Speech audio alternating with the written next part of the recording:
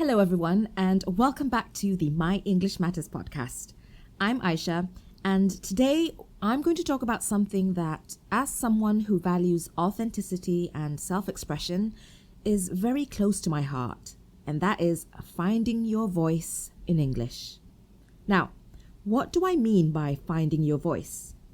So, have you ever noticed that when you speak English, you don't quite sound like yourself? We have so many students who tell us that when they speak their native language, they're much more expressive and talkative. But when they switch to English, they suddenly become quiet and dull. Now, I used to be like that too, except for me, it was the other way around. I felt that way when speaking Malay or Bahasa Melayu. You see, having spent my formative years in the UK, English became my first language. And when my family and I moved back to Malaysia, I hardly knew any Malay except for a bit of Cantonese, which is a dialect spoken by my parents who come from the Malaysian state of Kelantan. And this dialect can be quite foreign to those who only speak standard Malay. So because of this, I became very quiet and, to be honest, quite a dull conversationalist whenever I had to speak Malay. And this made me often want to avoid people when I was in my teens, to the point where some people thought that I was a snob. Little did they know, though, that I was actually embarrassed and frustrated at myself because I couldn't express my real thoughts and feelings with them. It was honestly quite a depressing time for me. So what about you? Do you ever feel that way when you're in an English-speaking environment? Maybe you're quieter than usual, or you lose some of your humor, or you just feel a little bit smaller. Now, I've seen this so many times with our students. In their own language, they're bubbly, funny, and expressive.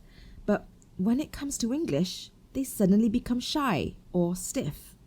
And they're not like this because they don't know enough words. It's just that they haven't yet found their voice in English. So in this episode, I'm going to share 3 things. Number 1, what it really means to find your voice. Number 2, how you can speak English as the real you. And number 3, how the words you choose can actually shape your confidence. Let's get into it. So, what does it mean to find your voice? It's not about grammar, and it's nothing to do with your accent either. And it's not about sounding like a native speaker. Your voice is your unique way of expressing yourself. So it's your tone, your style, your personality, and your values. It's what makes you uniquely you.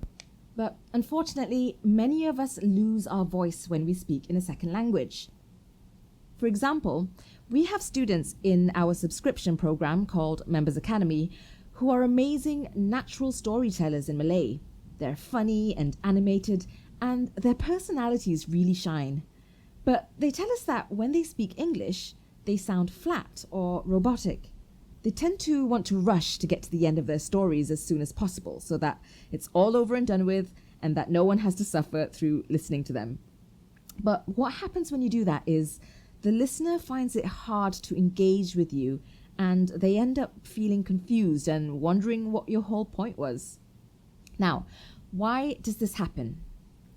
It's usually because you're overly focused on grammar rules. Interestingly, though, when our students who have this problem are relaxed and focused on telling the story and connecting with the listener rather than perfecting every verb tense, their humor and warmth come through, even if there are some mistakes here and there. So remember, your voice is already inside you. When you focus on connecting with your listener, sharing your ideas and expressing your personality, your humor, warmth, and unique style will naturally shine through. Now, let's move on to the second point. How do you actually speak English as the real you? One mistake I see very often is that people try to copy someone else's style. Maybe it's their boss or colleague or even a fluent speaker they admire on YouTube. And yes, there's nothing wrong with learning from others. That's how we grow. But the danger is when you copy too much. And that's when your words sound stiff or unnatural, or worse, like you're pretending to be someone that you're not. And if your English doesn't reflect you, it can become exhausting to speak, and people can usually sense that.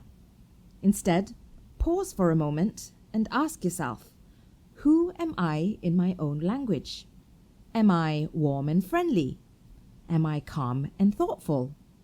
Am I funny and playful? Or am I more straightforward and direct? Whatever your personality is, that is your voice. And your job is to bring that same energy into English. Here's what I mean. Let's look at some common personality types and phrases that you can use to express them naturally in English. So if you're warm or friendly, try sprinkling these sentences into your conversations. That's wonderful. I really appreciate what you shared. It was so nice talking to you. Now, if you're calm and thoughtful, you can try these phrases out. Let me think about that for a moment. From my perspective, I see it like this. That's an interesting point. Now, if you're funny and playful and want to spice up your stories, you can try these lines. You won't believe what happened. This was hilarious. I couldn't stop laughing. Guess what I did next? Now, if you want to portray a more professional or direct personality, you can try these phrases. I'd like to suggest, from my perspective, this is what I see. Here's what I recommend. See the difference? These phrases themselves aren't complicated, but they give you a way to sound like yourself and not someone else. You're just finding the right words to match who you already are. Right, so here's a little exercise that you can try later to make this practical. Number 1, pick a story. Choose a short story, maybe about your weekend or a funny incident at work or something that made you feel strong emotions. Now tell that story in your first language. So if your native language or your first language is Malay, tell that story in Malay. Speak naturally, aloud if possible. Pay attention to your tone, your gestures, humor, and pauses. Notice how your personality comes through. After that, try retelling that story in English. And don't worry about perfect grammar. Focus instead on expressing the story and connecting with your listener. Observe the differences. Ask yourself, did I become quieter or less expressive? Did I lose my humor or warmth? Did I rush to finish the story instead of connecting with the listener? Next, adjust consciously. Pick 1 or 2 phrases from the ones that I just shared with you that match your style and include them in your story. Add small touches of tone, gestures, or humor to make it feel natural. You can even weave in interesting, relevant idioms in your story to make it more colorful if that's what you're going for. Finally, repeat and refine. Tell the story a few more times in English, each time focusing on expressing yourself, not perfect grammar. Notice how your confidence and personality shine through. All right, now the third point. The words you choose can actually shape your confidence. You see, every phrase you say sends a subtle message to yourself and to others about who you are and how capable you feel. I've realized recently that the words people choose always reveal something about themselves. So the same thing applies to you too. Now let's look at some examples. Compare, I'll try to explain with, let me explain. Compare, sorry, my English isn't very good with, give me a moment to find the right words. Compare, maybe you can, with, I'd like to suggest. Notice how the second option in each pair feels different. It's not just about sounding more professional or clear.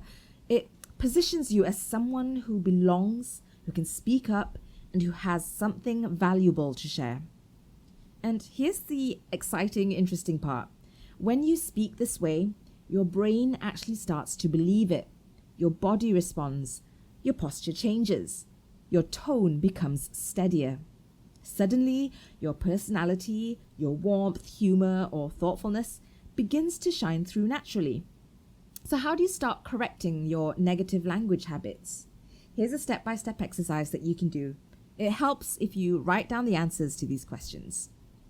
So, number 1, notice your default phrases. What do you say that shrinks your confidence? It could be sentences like, My English isn't very good. I'm not sure, but maybe can. Number 2, choose stronger alternatives. Pick phrases that give you authority and clarity while still reflecting your personality. For example, instead of saying, "My English isn't very good," when you're struggling to explain something, say instead, "Give me a moment to explain." Instead of saying, "I'm not sure, but," say instead, "From my perspective." Instead of saying, "Maybe you can," say instead, "I'd like to suggest." Number 3, say these stronger alternatives out loud. Notice how your body and voice respond. Feel your confidence rising when you say these phrases. Number 4, experiment and personalize. Add words, tone, or gestures that match your style. If you're warm and friendly, throw in encouragement or humor. If you're usually calm and thoughtful, add pauses to emphasize reflection. If you want to be professional and direct, keep your phrases clear. Number 5, make it habitual. The more you practice these stronger, intentional phrases, the more naturally your English self will align with your true self. Over time, these words won't just communicate your ideas, but they'll also communicate your confidence, your personality, and your identity. So the key takeaway here is the words that you choose don't just communicate ideas, they communicate who you are. When you swap hesitant, apologetic phrases for ones that reflect your true personality, you don't just sound more confident, you actually become more confident. It's like they say, you've got to fake it till you make it. And this is especially true for confidence. So, to recap, finding your voice is about letting your true self come through in English. You don't have to copy someone else. Speak English as the real you. And remember, the words you use shape your confidence. You already have a voice. And I'm sure you're an interesting person who has a lot of valuable things to share with other people. So don't wait until your English is perfect. Start speaking, start experimenting, and let your real voice come through. Thank you so much for listening to this episode of the My English Matters podcast. If you found this helpful, share it with a friend who's also learning English. Until next time.